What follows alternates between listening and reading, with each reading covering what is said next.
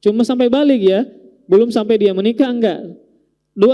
Dia memiliki 2 anak perempuan, diayomi, dia kasih makan, dia jaga, dia didik sampai dia balik. Nah, maka dia si orang tua ini ya akan datang pada hari kiamat bersamaku kata Nabi. Apa bersamaku?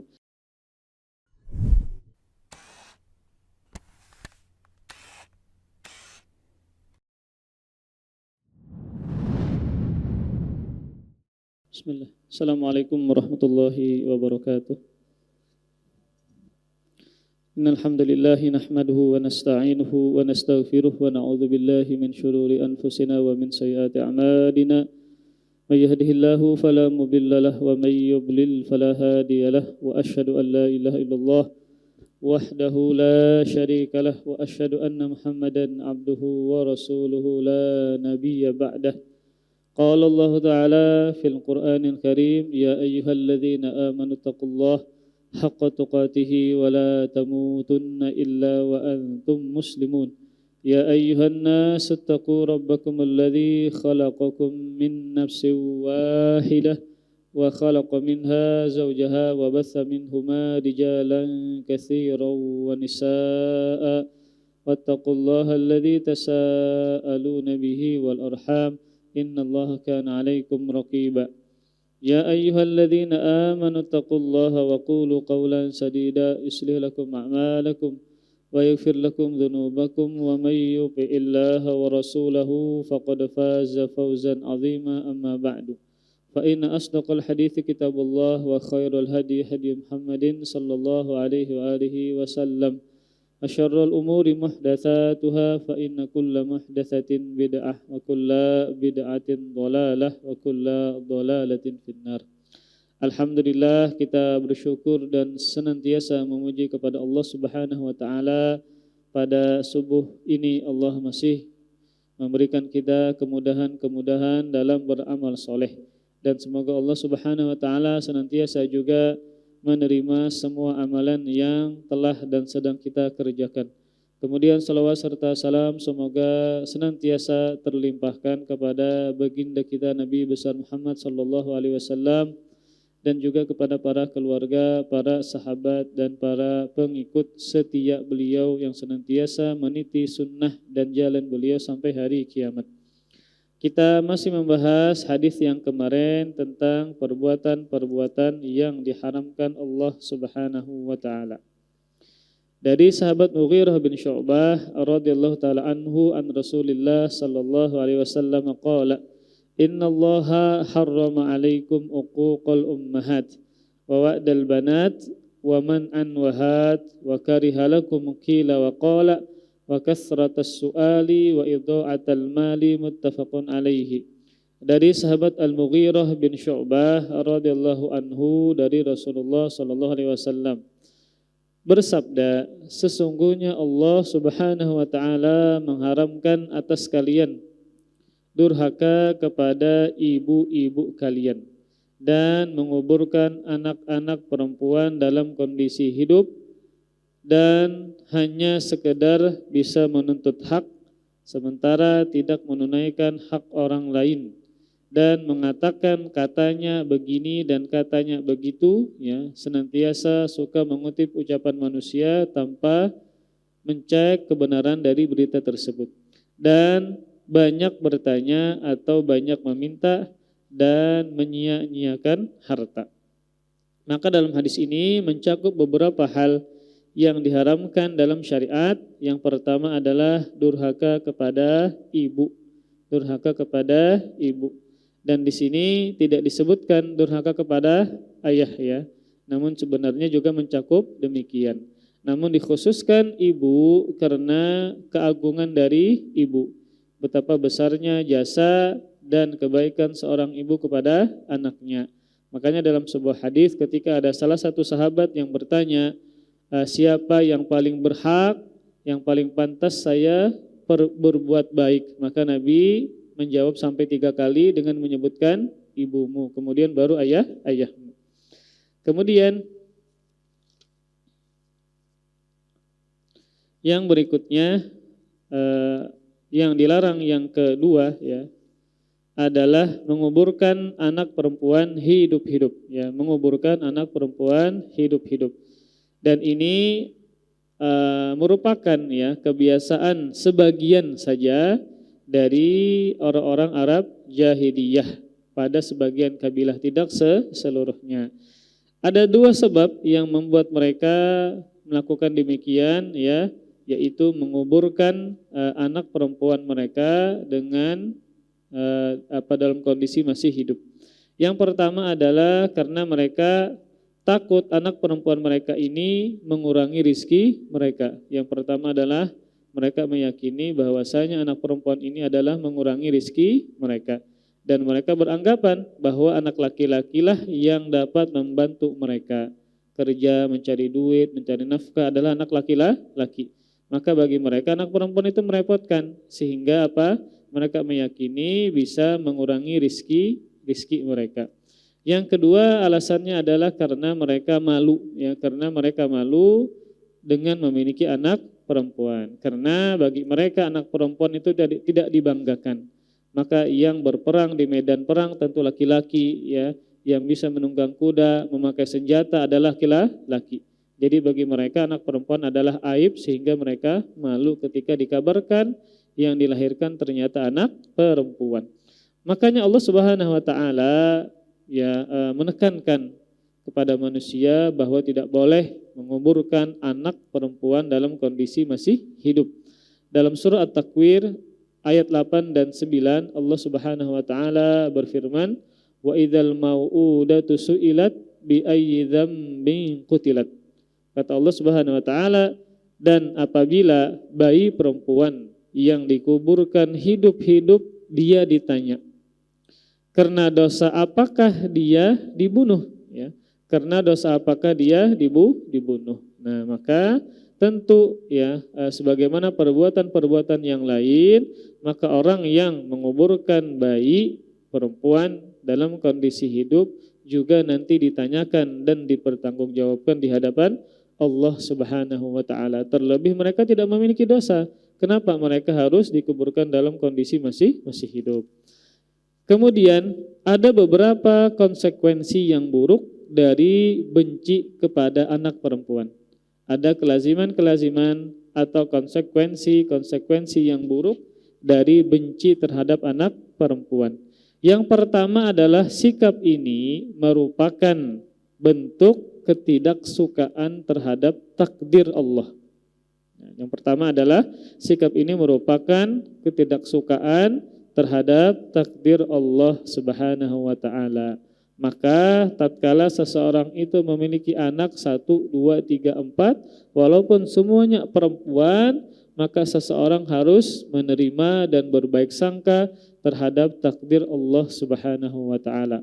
Makanya ada ungkapan yang bagus, al khairu khiratullah. Yang terbaik adalah pilihan Allah Subhanahu wa taala. Misalnya pian mencoba, ayo coba lagi, kalau pian laki-laki, ternyata 1, 2, 3, 4 perempuan semua. Maka ini menunjukkan bahwa seseorang harus benar-benar faham tentang rukun iman yang ke-6, yang terakhir, beriman dengan takdir Allah Subhanahu wa taala. Maka Allah yang paling tahu tentang maslahat yang kita paling butuhkan. Maka bisa jadi anak-anak perempuan ini lah yang menjadi penghalang-penghalang dari orang tuanya masuk ke dalam neraka Allah Subhanahu wa taala. Kemudian konsekuensi buruk yang kedua dari benci terhadap anak perempuan adalah bahwa anak itu adalah anugerah dan pemberian dari Allah Subhanahu wa taala. Dia adalah rizki, dia adalah pemberian oleh Allah Subhanahu wa taala. Maka sikap seperti ini berarti apa? Menolak pemberian Allah Subhanahu wa taala. Laki-lakikah, perempuankah, ketika kita diberikan, ditakdirkan memiliki anak, maka sesungguhnya dia adalah pemberian dan anugerah dari Allah Subhanahu wa taala. Kemudian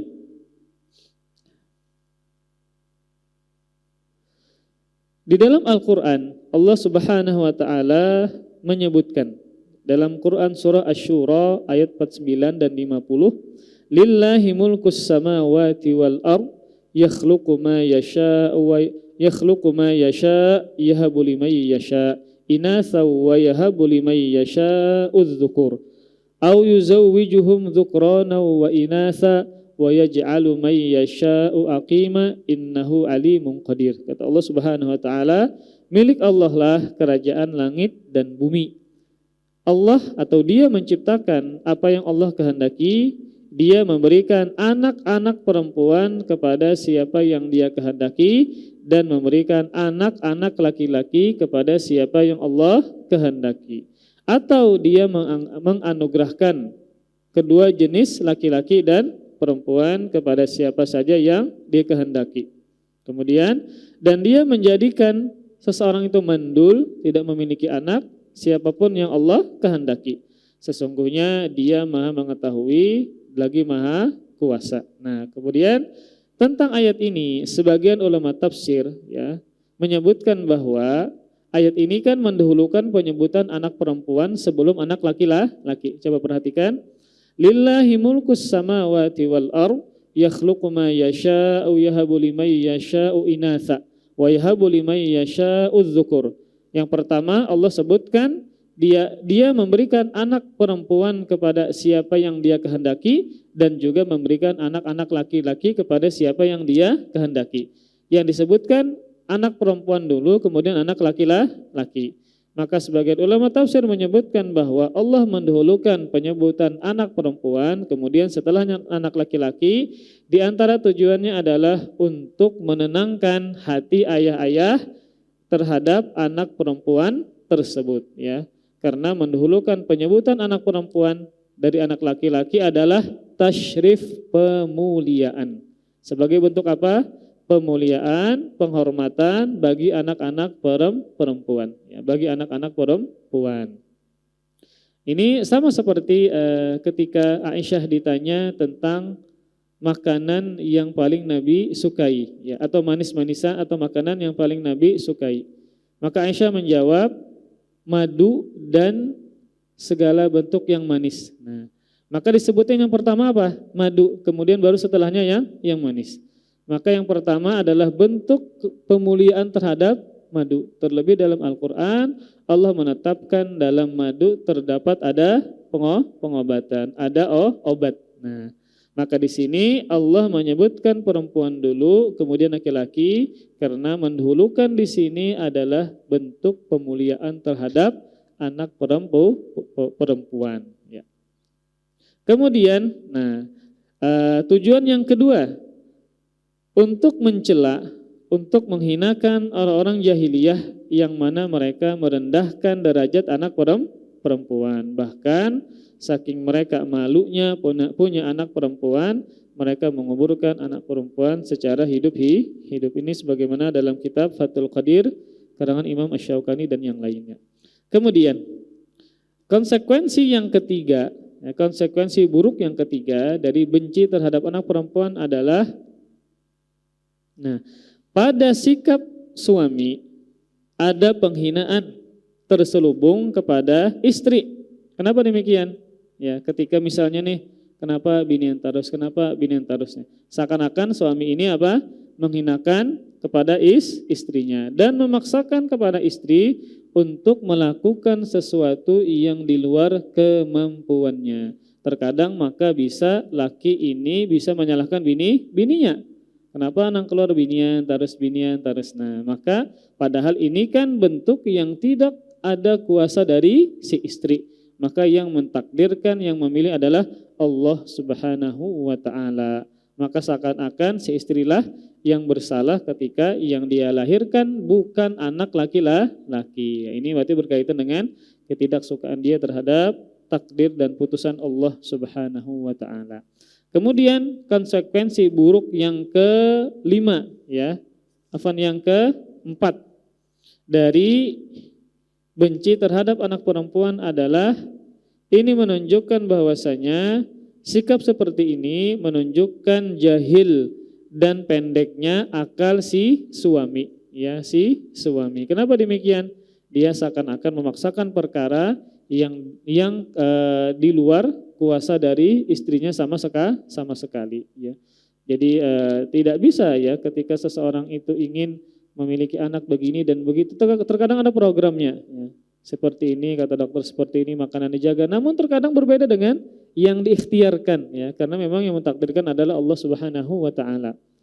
Kemudian konsekuensi buruk yang kelima dari ketidaksukaan terhadap anak perempuan adalah maka ini merupakan bentuk meniru-niru adat orang-orang jahiliyah. Ya. Ketika mereka ya dikabarkan memiliki yang dilahirkan adalah anak perempuan, maka mereka dalam keadaan marah. Dan Allah menggambarkan dalam Al-Quran di surah An-Nahl ayat 58 dan seterusnya, firman Allah Subhanahu wa Ta'ala, wa idza busyira ahaduhum bil untha dhalla wajhuhu muswaddaw wa huwa kadhim. Kata Allah Subhanahu wa Ta'ala, dan apabila seseorang dari mereka diberikan kabar dengan kelahiran anak perempuan, maka hitamlah mukanya. Maksudnya apa hitam mukanya? Wajahnya memerah, marah, sarik. Ternyata yang ditakdirkan adalah anak perempuan. Dan dia sangat marah, kata Allah Subhanahu wa Ta'ala. Maka seseorang yang tidak suka yang dilahirkan adalah anak perempuan, maka dia sama seperti kebiasaan orang-orang jahiliyah yang tidak suka dengan anak perempuan. Kemudian, maka bagaimana dengan Islam? Islam bagaimana menyikapi terhadap anak perempuan? Maka tentu Islam memuliakan anak perempuan dan menyamaratakan dengan anak laki-laki. Makanya di dalam Al-Quran, tolak ukur seseorang mulia di sisi Allah adalah yang paling bertakwa. Mau dia laki-laki kah, perempuan kah, dewasa kah, sudah tua kah, miskinkah, kayakah, maka tolak ukur seseorang di sisi Allah adalah bukan faktor gender, tetapi adalah karena yang paling bertakwa kepada Allah Subhanahu wa Ta'ala. Maka dalam Al-Quran, Islam, ya dalam Al-Quran, dalam sunnah, Islam memuliakan anak-anak perempuan. Seperti misalnya, anak-anak perempuan, merekalah yang akan menjadi ibu. Merekalah yang menjadi ibu, ya, atau menjadi bibi, atau menjadi saudari perempuan. Jadi mereka adalah keluarga kita sendiri, ya. Menjadi ibu dari anak-anak, ya. Tidak mungkin seseorang itu misalnya menikah dengan laki-laki juga. Pasti menikah dengan perempuan, ya, yang melahirkan anak. Kemudian juga seseorang yang ingin berbakti kepada ibunya, maka sangat terbuka lebar, ya, bahwa dia bisa masuk ke dalam surganya Allah Subhanahu wa Ta'ala dengan mudah, ya. Ya, jadi berbakti kepada ibu. Kemudian bentuk kemuliaan yang kedua, ya, dari Islam terhadap anak perempuan adalah sebagaimana yang dijelaskan dalam surah Asy-Syura tadi, bahwa Allah Subhanahu wa Ta'ala menyebutkan anak-anak itu adalah anugerah, pemberian dari Allah, baik laki-laki maupun perempuan. Maka semuanya adalah anugerah dari Allah Subhanahu wa Ta'ala. Kemudian, nah, yang ketiga, bentuk kemuliaan Islam terhadap anak perempuan. Rasulullah Shallallahu alaihi wasallam, ya, banyak menjelaskan dalam hadis-hadisnya keutamaan mengayomi, menjaga, mendidik, menyayangi anak perempuan. Bahkan Rasul sebutkan mendapatkan keutamaan yang besar. Nah, bagi orang yang mampu mengayomi, menjaga, mendidik anak perempuannya sampai tumbuh menjadi seorang anak perempuan yang solihah. Di antara hadisnya, ya, cukup banyak, ya, di antaranya adalah hadis yang dikeluarkan oleh Imam Bukhari dan Muslim. Ummul Mukminin Aisyah radhiyallahu taala anha berkata, "Dakhalat imra'atun ma'aha bnatani laha tas'alu falam tajid indi syai'a." Seorang ibu, ya, bersama dua anak perempuannya menemuiku untuk meminta makanan.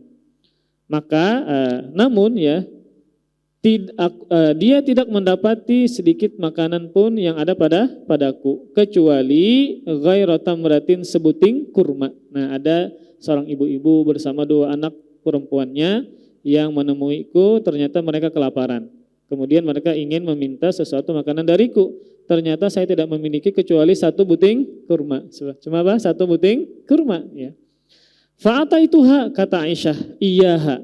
Lalu saya pun memberikannya kepada si ibu tadi. Faqasamatha baina banataiha. Lalu si ibu ini membelah kurma tadi menjadi dua. Nah, walam ta'kul minha, dan si ibu tidak memakannya. Dia memberikannya kepada anaknya yang kurma tadi dibagi menjadi dua. Tsumma qamat, kemudian si ibu ini berdiri. Fa kharajat, lalu dia keluar. Kan tadi bertemu dengan Aisyah. Kemudian fadakhalan Nabi sallallahu alaihi wasallam alaina fa akhbartuhu faqala.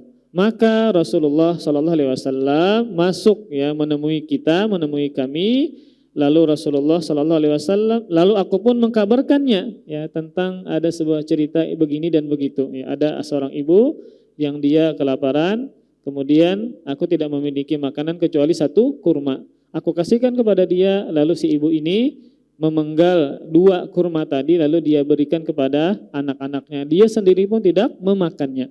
Maka bagaimana respon dari Nabi? Maka Nabi mengatakan, mani betuliya min hadhil banati bi syai'in fa ahsana ilaihinna kunna lahu sitran minan nar, kata Nabi.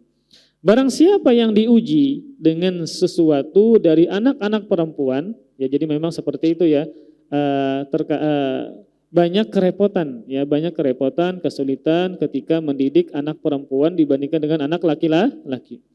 Di antara kesulitannya adalah dari sisi aurat. Nah, anak perempuan lebih banyak auratnya dibandingkan dengan anak laki-laki. Terkadang lebih repot, lebih sulit. Maka seorang ayah, seorang ibu harus bisa bersabar ketika mendidik anak perempuannya. Rasul mengatakan, barang siapa yang diuji dengan sesuatu dari anak-anak perempuan, ternyata orang tuanya ini berbuat baik kepada mereka. Nah, jadi dia menunaikan, si ibu, si ayah menunaikan haknya diayomi, dia jaga, dia didik, kasih makan dan seterusnya. Kata Rasul, niscaya mereka anak perempuan ini akan menjadi penghalang baginya dari siksa api neraka. Subhanallah. Dari apa? Siksa api neraka. Padahal kan memang seharusnya ayah dan ibu itu dia harus menjaga, memberi makan, mendidik anak-anaknya. Namun ketika misalnya mereka memiliki 1-2 anak perempuan dan seterusnya, kemudian mereka bersabar dalam rangka menjaga, mendidik sampai mereka tumbuh dewasa, maka kata Rasulullah mereka menjadi penghalang untuk kedua orang tuanya dari siksa api neraka. Dalam riwayat yang lain yang dikeluarkan oleh Imam Muslim, Rasul mengatakan, innallaha qad aujaba laha bihal jannah au a'taqaha biha minan nar. Sesungguhnya Allah telah mewajibkan surga pada sang ibu. Nah, karena sudah berbuat baik kepada anaknya, sama-sama kelaparan, namun ketika dikasih kurma dibagikan kepada kedua anaknya, sidin kada memakan. Maka Rasul mengatakan, sesungguhnya Allah telah mewajibkan surga bagi sang ibu, atau Allah telah membebaskannya dari siksa api neraka. Maka inilah kabar gembira ketika misalnya di antara kita ditakdirkan Allah Subhanahu wa taala tidak memiliki anak laki-laki, semuanya perempuan. Maka ingatlah bahwasanya ketika kita mendidik mereka, menjaga mereka, mengayomi mereka dan seterusnya, maka sebenarnya mereka menjadi penghalang kita dari siksa api neraka dan mewajibkan kita masuk ke dalam surganya Allah Subhanahu wa taala. Kemudian dalam hadis yang lain yang diriwayatkan oleh Ibnu Majah dan disahihkan oleh Syalbani, Rasulullah juga bersabda, "Man kana lahu salasatu banatin fasabaru alaihinna wa at'amahunna wa saqahunna wa kasahunna min jidatihi kunna lahu hijaban minan nar yaumal qiyamah." Barang siapa yang memiliki 3 anak perempuan, lalu dia bersabar atas mereka dan memberikan makan kepada mereka, memberikan minum dan memberikan pakaian kepada mereka, dari kecukupannya niscaya mereka ini, anak perempuan ini, akan menjadi penghalang baginya dari api neraka pada hari kiamat. Jadi 3 anak perempuan, terlebih lagi misalnya 4-5. Namun mereka kedua orang tua ini bersabar, tetap bersabar seperti biasa, menunaikan hak anak dan seterusnya. Maka kata Rasulullah sallallahu alaihi wasallam, anak-anak perempuan tadi menjadi penghalang baginya dari siksa api neraka pada hari kiamat. Subhanallah, pada hari kiamat. Kemudian, dalam hadis yang lain, hadis yang sahih yang dikeluarkan oleh Muslim dari sahabat Anas bin Malik, bahwa Rasulullah sallallahu alaihi wasallam bersabda, man ala jariyataini hatta tablugha jaa yaumal qiyamah ana wa huwa wa dhamma asabi'ahu. Kata Rasulullah, barang siapa yang mengayomi dua anak perempuan, mengayomi, menjaga, mendidik dan seterusnya ya. Barang siapa yang mengayomi dua anak perempuan sampai dia dewasa, sampai dia balik, ini cuma sampai balik ya, belum sampai dia menikah, enggak. Dia memiliki dua anak perempuan, dia ayomi, dia kasih makan, dia jaga, dia didik sampai dia balik. Nah, maka dia, si orang tua ini ya, akan datang pada hari kiamat bersamaku, kata Nabi. Apa bersamaku? Kemudian Anas bin Malik menjelaskan, Rasulullah menggabungkan jari jemari beliau. Nah, mungkin seperti ini ya. Maksudnya apa? Dekat dengan Nabi ya. Jadi orang tersebut, orang tua tadi yang dia menjaga, mendidik anak perempuannya sampai dia balik, nah, maka dia bersamaku pada hari kiamat. Seperti ini ya, maka dia bersamaku pada hari kiamat. Maka ini menunjukkan keutamaan yang lain. Dia dekat dengan Nabi SAW ketika dia menjaga, mendidik dua anak perempuannya sampai dia balik, sampai keduanya menjadi balik. Masya Allah, ini adalah keutamaan bagi seseorang ayahkah ibukah yang ternyata mereka banyak memiliki anak perempuan. Kemudian para ikhwas sekalian, maka ingatlah untuk para ayah, memang anak-anak perempuan ini adalah ujian dari Allah Subhanahu wa ta'ala. Makanya kan tadi Rasul mengatakan mani butulia. Nah, barang siapa yang diuji ya. Maka sabda Nabi ini ya, yang Rasul katakan mani butulia min hadhil banati bisyai'in fa ahsana ilaihinna kunna lahu sitran minan nar. Barang siapa yang ubutulia. Mana ubutulia? Diuji. Barang siapa yang diuji dengan sesuatu dari anak-anak perempuan. Nah, maka maksud dari mani butulia, barang siapa yang diuji, kata Imam Qurtubi, maka beliau menjelaskan tentang makna ini, ujian dengan anak perempuan. Kata Imam Al-Qurtubi, fa fi hadzal hadits ma yadullu ala anna al-banati baliyah, thumma akhbar anna fis sabri alaihinna wal ihsani ilaihinna ma yaqi minan nar. Dalam hadis ini menunjukkan bahwa anak-anak perempuan adalah ujian, termasuk ujian dari Allah Subhanahu wa taala.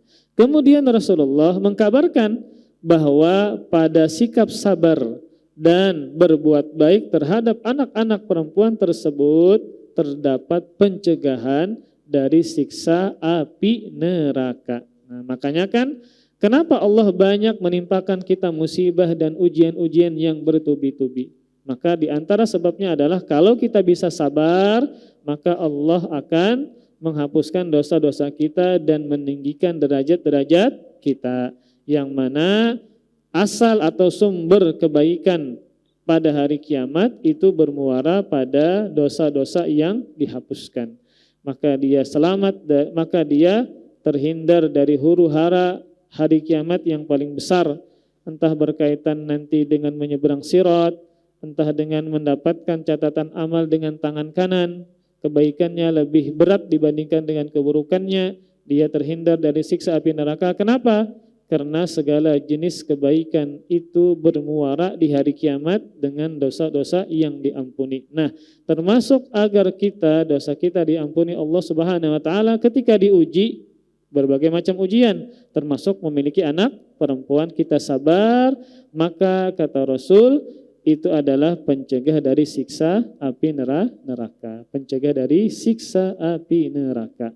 Makanya memang bahwa merawat, menjaga, mendidik anak-anak perempuan terlebih di zaman sekarang sampai dia dewasa, maka perlu sikap sabar yang lebih besar. Perlu apa? Sikap sabar yang lebih besar. Karena anak perempuan, ya apalagi kita ayah ya, itu berbeda dengan anak laki-laki ya. Banyak dramanya. Anak perempuan itu yang halus kah, nang ganal kah? Banyak dramanya. Kadang ini, kadang itu ya. Macam-macam.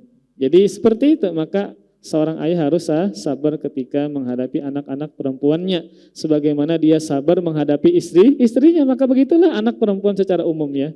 Kadang ngambekan, kadang ini, kadang itu, tiba-tiba berubah, tiba-tiba nangis, tiba-tiba bahagia. Maka kita harus sabar ya. Maka terlebih di zaman sekarang ya, yang penuh dengan fitnah, syubhat, fitnah syahwat ya, yang mana misalnya terkadang ketika anak perempuan ini melakukan dosa besar ya, maka yang malu itu dia. Contoh misalnya berzina. Maka ketika ada misalnya laki-laki dan perempuan berzina, kemudian hamil perempuannya, maka dan misalnya ketahuan nih antara anak laki ada laki-laki dan perempuan berzina, kemudian mereka ketahuan, kemudian hamil, maka siapa yang paling malu biasanya? Anak perempuan dan keluarga dari si perempuan, karena dia hamil ya, hamil di luar nikah. Kalau lakiannya kan tulah kemanakah? Sudah selesai kayak itu nah. Tapi anak perempuan kan ada cirinya bahwa dia sudah berzina, yaitu dengan apa? Ada bayi yang dia kandung. Maka dia sangat malu, kemudian juga membuat malu kedua orang tuanya. Maka para ikhwas sekalian, ini menunjukkan bahwa kita harus memang sabar yang berlebih, sabar yang ekstra ketika kita merawat anak-anak perempuan, terlebih di zaman sekarang. Nah, kemudian yang berikutnya, yang ketiga, hadis ini ya yang kita baca tadi, di antara larangannya adalah yaitu diharamkan untuk suka menahan dan meminta. Sabda Nabi, waman an wahad. Allah Subhanahu wa taala melarang waman an wahad. Maksudnya adalah menahan dan meminta. Apa maksudnya? Menahan ini di sini yaitu menahan perkara-perkara wajib yang harus dia tunaikan. Dia tahan. Nah, ini kan wajib nih, lalu dia tahan, seperti zakat. Nah, dia tahan-tahan, bekena-kena, padahal sudah waktunya misalnya. Bahkan dia misalnya tidak mengeluarkan sama sekali, ya. Maka ini termasuk hal yang diharamkan. Kemudian juga dia menahan-nahan untuk tidak menafkahkan wajib kepada keluarganya, kepada orang tuanya, kepada istrinya, kepada anaknya, ya. Juga termasuk larangannya adalah menahan untuk menunaikan nafkah wajib kepada karyawannya. Nah, yang asalnya misalnya dalam kontrak itu awal bulan turun gajian, ditahan-tahan sampai ke bulan-bulan berikutnya. Nah, atau sampai akhir bulan misalnya, ini nggak boleh ya. Atau bahkan misalnya lebih haram lagi kalau dia tidak memberikan gaji kepada karyawannya. Maka di sini adalah tentu hal yang diharamkan oleh syariat. Kemudian dan juga diharamkan meminta. Nah, maksudnya apa meminta di sini? Yaitu dia hanya meminta hak yang dia harus dapatkan. Jadi ketika dia sebagai misalnya bos, maka dia suka menahan-nahan hak hak karyawannya. Namun ketika dia menjadi karyawan dari orang lain ya, atau ada yang lebih tinggi dari dia, maka dia suka meminta haknya dengan tepat. Nah, suka meminta haknya harus ditunaikan dengan tepat. Namun ketika karyawannya dia suka menahan. Maka tentu orang yang seperti ini ya banyak jenisnya sekarang kita temukan ya. Terlebih misalnya berkaitan dengan gaji karyawan ya, terlambat terus macam-macam, tidak menafkahi keluarganya ya dan seterusnya. Maka ini termasuk hal yang diharamkan oleh Allah Subhanahu wa taala. Kemudian yang keempat, dalam hadis ini Rasul juga mengatakan ya wa kariha lakum qila wa qala, dan Allah membenci bagi kalian qila wa qala. Maksudnya adalah berkata-kata itu berlandaskan katanya, tidak mencek, tidak mencari kebenaran dari berita tersebut.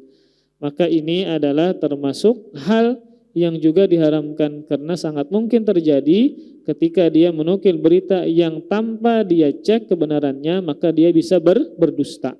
Terlebih yang dia sampaikan hadis Nabi, ini hadis Nabi aja, sekalinya bukan. Nah, maka ini tentu hal yang diharamkan karena berkata-kata berkaitan dengan agama tanpa dilandasi dengan ilmu.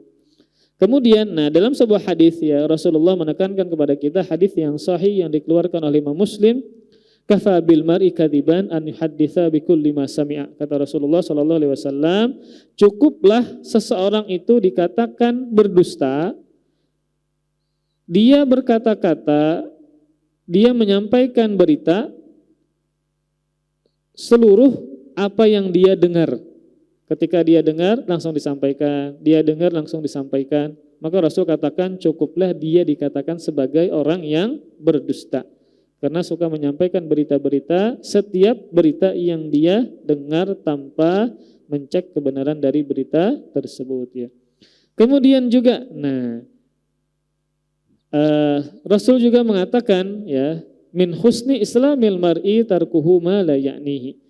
Di antara keindahan Islam seseorang adalah dia meninggalkan perkara yang tidak penting baginya. Maka tidak setiap semua kabar yang pian itu harus sampaikan, enggak.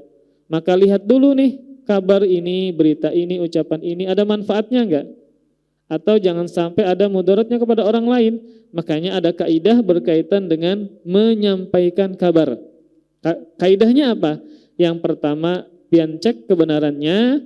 Yang kedua, pian harus bisa menilai, menimbang-nimbang apakah ada manfaatnya atau tidak. Nah, ketika pian mengkabarkan berita tersebut, ulun-ulang.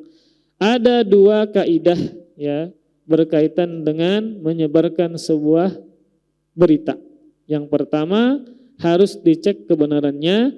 Yang kedua, harus bisa kita timbang dan kita lihat apakah ada manfaatnya ataukah tidak.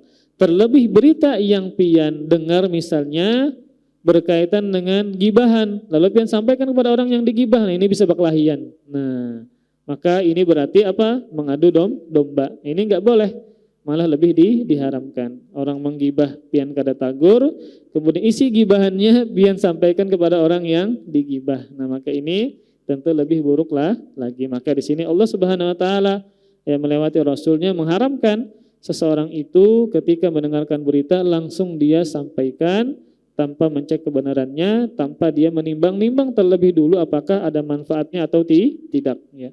Kemudian jam berapa sudah Bakila? 6:30 belum? 6:17 ya, kita teruskan. Kemudian yang kelima, larangan yang kelima dalam hadis ini adalah banyak bertanya. Kasratus soal, banyak bertanya. Soal juga maknanya bisa meminta. Maka banyak bertanya dan banyak meminta. Banyak bertanya dan banyak meminta. Yang pertama, makna pertama adalah banyak bertanya. Nah, banyak bertanya yang bagaimana? Yang dilarang. Tentu pertanyaan-pertanyaan yang tidak bermanfaat. Yang tidak bermanfaat. Ada kejadian, ulun pernah baca kitab tentang adab-adab penuntut ilmu ya. Di antara adab-adab penuntut ilmu adalah si talibul ilmi ini jangan bertanya tentang pertanyaan yang tidak ada manfaatnya. Yang tidak ada manfaatnya berkaitan dengan keimanan dan seterusnya. Ada seseorang yang bertanya kepada ulama yang bernama Syabutun, Dan yang bertanya ini adalah salah seorang penguasa ya. Bertanya kepada ulama yang bernama Syabutun. Maka salah seorang penguasa ini, apa pertanyaannya? Dia menanyakan kepada ulama ini, terbuat dari apa timbangan yang ada di hari kiamat? Emaskah, perakkah? Nah, kira-kira ini bermanfaat gak pertanyaannya? Kalau tahu misalnya dari ini, apa manfaatnya untuk kita? Seharusnya kan pertanyaannya apa? Perbuatan apa yang membuat timbangan pada hari kiamat ini semakin berat? Ini yang ditanyakan apa? Timbangan ini terbuat dari apa? Emaskah, perakkah? Kalau pian tahu apa manfaatnya untuk pian? Kareda. Nah, dulu pernah juga ketika ada ikut pengajian ya di Jakarta itu pas kuliah di Lipia sama Ustadz Zainal Abidin pernah ikut kajian beliau. Ada mahasiswa yang bertanya seperti ini. Kalau saya masuk intinya seperti ini, dia mengatakan di surga nanti kita bersama Nabi Adam enggak? Dia bertanya seperti itu. Kalau di surga nanti kita ngumpul gak dengan Nabi Adam? Seharusnya kan pertanyaannya apa? Bagaimana caranya bisa masuk ke dalam surga? Masuk surga dulu kayak itu. Soalnya nanti kan ketemu aja Nabi ini, Nabi itu ya. Ini kan pertanyaan yang tidak ada manfaatnya. Ya. Kemudian lagi misalnya, kalau misalnya apa hukumnya makan daging dinosaurus misalnya. Ini kan apa dinas harusnya kareda, itu kan kita kada tahu juga bujur apa adanya zaman dulu ya. Ini kan juga tidak ada manfaatnya ya. Kemudian juga misalnya kalau ke bulan ya, menghadap kiblatnya kemana? Ini kan pertanyaan yang tidak, kecuali pian astronot silakan hendak terbang ke bulan ya. Maka ini terkadang hal-hal ditanyakan yang tidak ada manfaatnya bagi penuntut ilmu agama. Maka nggak boleh ditanyakan ya. Ini adalah pertanyaan yang sia-sia. Kalau pian tahu apa manfaatnya untuk pian? Ya. Dan juga ini adalah tidak terjadi kepada pian ya. Terbang misalnya menghadap kiblatnya kemana, azannya kayak apa. Maka ini adalah pertanyaan yang tidak ada faidahnya ya. Kemudian makna yang kedua dari kasratus soal adalah banyak meminta ya. Dia sudah memiliki nih, lalu dia minta apa? Ini enggak boleh ya. Ini tidak boleh. Dia boleh meminta kalau ada hajatnya dan ada faktor yang mendesak, maka boleh meminta ya. Kalau tidak ada hajat, maka tidak boleh meminta. Maka dalam sebuah hadis ya, Rasulullah sallallahu alaihi wasallam bersabda, hadis yang sahih dikeluarkan oleh Bukhari dan Muslim. Kata Rasulullah sallallahu alaihi wasallam, ini ingat ya bagi orang yang suka meminta padahal dia memiliki benda tersebut. Nah, Rasul mengatakan, la tazalul mas'alatu bi ahadikum hatta yalqallaha yaumal qiyamah wa laisa fi wajhihi muz'atul lahmin.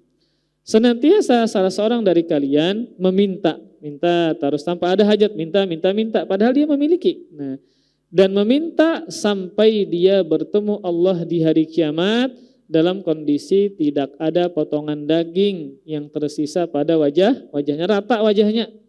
Karena orang yang suka minta-minta itu adalah sebab yang membuat dia kehilangan kehormatannya, kehilangan izzahnya, minta terus. Kan sopan tuh seharusnya. Maka orang yang suka minta-minta ya, maka pada hari kiamat apa? Tidak ada dagingnya pada wajahnya. Allah bikin dia malu. Nah, muhanya rata, pian bayangkan ya, seperti itu. Maka ini termasuk ancaman. Maka ketika seseorang itu tidak ada hajatnya, tidak ada faktor yang mendesak, maka tidaklah minta-minta. Karena juga meminta-minta itu adalah bisa merusak kehormatan dan kewibawaan orang tersebut. Ya. Nah, kemudian yang keenam kita habiskan ya. Yang keenam, dalam hadis juga Nabi melarang membelanjakan atau menghabiskan harta dengan sia-sia, menggunakan harta dengan sia-sia. Rasul mengatakan wa idha'atal mal, dan Allah melarang, mengharamkan menghabiskan harta, membuang-buang harta ya.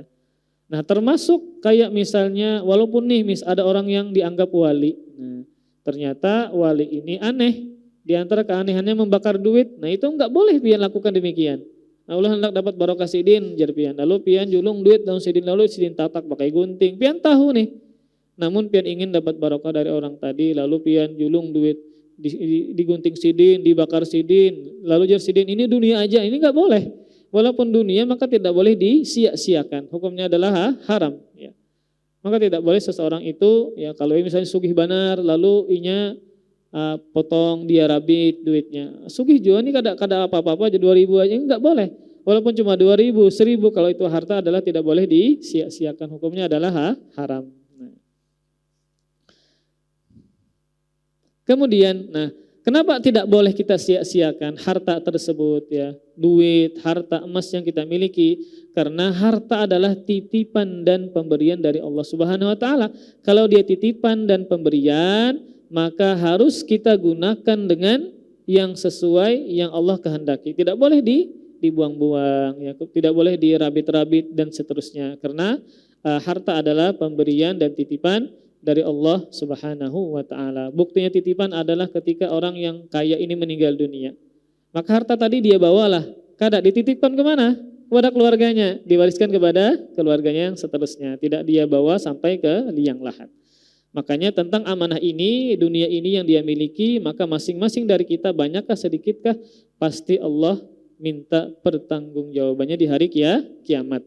Nah, berkaitan dengan harta yang kita miliki, maka ada 2 pertanyaan yang Allah tanyakan kepada kita. Yang pertama adalah ini dari mana hartanya dapat didapatkan. Jadi ketika berkaitan dengan pertanyaan harta, satu Allah menanyakan dari mana hartanya didapatkan. Misalnya nih, dia mendapatkan dengan cara yang halal. Nah, berjualan makanan, berjualan minuman, kan halal. Apakah lantas selamat? Tidak. Ditanyakan lagi yang kedua. Ketika dia berjualan dapat harta, nah dia menggunakan hartanya untuk apa? Misalnya nih dia dapat duit dari berjualan. Ternyata digunakan dugem misalnya, nah naikkan ke atas, nah macam-macam, menjual minum khamar, membeli rokok, macam-macam dia gunakan dalam bentuk kemaksiatan. Nah ini berarti nggak bebas, ini nggak selamat. Memang dia selamat yang pertama mendapatkan dengan cara yang halal, namun ternyata menggunakan untuk hal-hal yang tidak semestinya yang Allah haramkan, mabuk-mabukan misalnya, pacaran misalnya, macam-macam ya. Maka ini dia tidak selamat dari pertanyaan Allah Subhanahu wa taala. Makanya dalam sebuah hadis ya, Rasul mengatakan bahwa tidak bergeser kedua kaki hamba pada hari kiamat sampai ditanyakan 4 hal. Maka di antara 4 hal tadi adalah tentang hartanya, dari mana dia dapatkan dan untuk apa dia habiskan. Maka kalau ini 2 ini pertanyaan ini lolos ya, dia bisa jawab, maka dia selamat. Kemudian para ikhwas sekalian, para ulama ya membagi penggunaan harta menjadi 3 bagian. Para ulama membagi penggunaan harta menjadi 3 bagian. Para ulama membagi penggunaan harta menjadi 3 bagian. 1, yang pertama adalah penggunaan harta yang haram. Penggunaan harta yang haram. Maksudnya adalah seseorang menggunakan harta dengan cara-cara yang tidak dibenarkan oleh syariat. Maka berarti dia menggunakan hartanya terhadap hal yang diharamkan. Maka tentu ini nanti dia tidak selamat dari pertanyaan ini ya, karena dia menggunakan hartanya pada hal-hal yang dibenci Allah dan Rasulnya, menggunakan harta untuk hal-hal yang diharamkan. Kemudian penggunaan yang kedua, membiarkan harta tersebut tanpa ada penjagaan sampai hartanya menjadi rusak. Jadi yang kedua adalah membiarkan hartanya rusak karena tidak dijaga dan tidak dimanfaatkan. Misal koleksi mobil ada 100 mobil. Nah, karena kebanyakan akhirnya mobilnya rusak. Nah, ini juga bermasalah seperti ini. Dia mengoleksi macam-macam ini itu sampai dia koleksi, dia tidak pakai sehingga dia rusak. Sehingga rusak, tidak bermanfaat ya. Makanya kan lebih baik dibariakan supaya bermanfaat. Makanya yang dinamakan dengan rizki itu adalah kalau dimanfaatkan ya. Kalau misalnya pian punya 10 mobil, namun yang pian pakai sehari hari-hari cuma 1 mobil, maka itulah rizki pian ya. Kalau tidak digunakan, dianggur, itu bukan rizki pian karena belum digunakan. Sama kayak pian punya harta 100 triliun di bank. Nah, tapi yang pian gunakan dari pian lahir sampai meninggal dunia cuma 1 triliun. Berarti kan 99 ini apa? Bukan rizki pian ya, karena belum dimanfaatkan. Kalau pian misalnya gunakan 1 triliun tadi, pian beli mobil ya, beli rumah, pian manfaatkan, pian beli makanan macam-macam, maka itulah rizki pian. Tapi kalau seandainya dia begana aja, tidak dimanfaatkan, maka itu bukan rizki pian. Jadi yang dinamakan rizki adalah kalau sudah dimanfaatkan. Kalau belum maka belum rizki pian.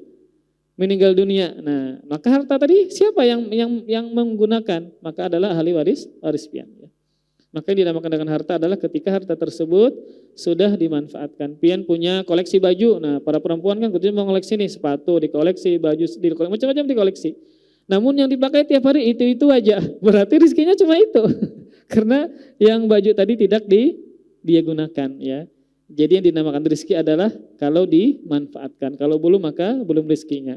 Nah, maka penggunaan harta yang juga bermasalah ya, yang tidak dibenarkan adalah ketika harta tersebut tidak digunakan, tidak dirawat, tidak dijaga sampai rusak. Nah, maka ini juga pengelolaan harta yang buruk. Maka seperti ini tentu juga hal yang dilarang termasuk dalam hadis ini. Dia membuat hartanya menjadi sia-sia. Nah, dia memang memiliki, namun tidak dirawat, tidak digunakan sampai hancur, maka ini termasuk hal yang diharamkan. Seperti tadi mengoleksi mobil kah ya, kemudian juga mengumpulkan perangkok kah. Ini kada lagi bang kayaknya. Hobinya mengumpulkan perangkok, enggak digunakan perangkoknya. Wallahualam, macam-macam ya di zaman sekarang. Kadang ada aneh-aneh para kolektor ya, macam-macam. Ada barang-barang yang tahun 90-an, 80-an ya. Terkadang ada kepuasan sih, ada kepuasan ketika mengumpulkan benda-benda tersebut. Namun ketika tidak dimanfaatkan, ini kan mubazir ya. Ketika tidak dimanfaatkan maka mubazir dan sia-sia. Kemudian, nah, penggunaan yang ketiga ini yang dianjurkan, yang disyariatkan, yaitu penggunaan harta yang dianjurkan. Maka seperti tentu hal-hal yang seperti sedekahkah, membangun masjidkah, ya, untuk anak yatimkah, yang sedang kesusahankah, yang terlilit hutangkah, maka inilah sebaik-baik penggunaan harta ketika digunakan dalam hal-hal yang bermanfaat. Ya. Kemudian yang